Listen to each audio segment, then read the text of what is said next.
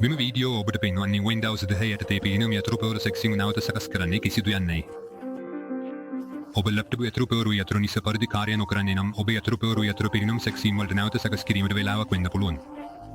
Task bar එකට ගිහින් ඌ භාෂාව ලැංගු කියලා ටයිප් කරන්න. ඊට පස්සේ දී භාෂා සහ යතුරු පෙවර විකල්ප වෙනස් කරන්න ඌ mode fearless options දී language declare තියෙන්නේ.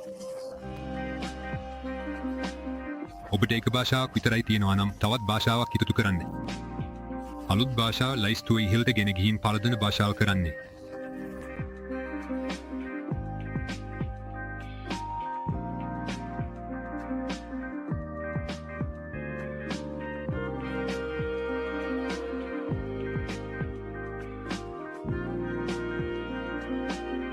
ඔබ පරිගණකය නැවත ආරම්භ කරන්න. ඊට පස්සේ ඔබ කැමති භාෂාව නැවත ලයිස්තුව ඉහළට තිබෙන්නේ.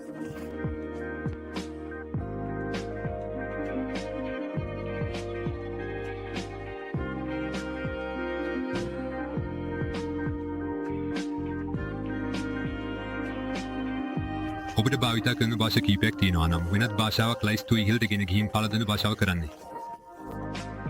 ඔබ පරිගණකය නැවත ආරම්භ කරන්න. ඊට පස්සේ ඔබ කැමති භාෂාව නැවත ලයිස්තුව ඉහළට තිබෙන්නේ. මේ යතුරු පෙවරුවේ නැවත සකස් කරයි.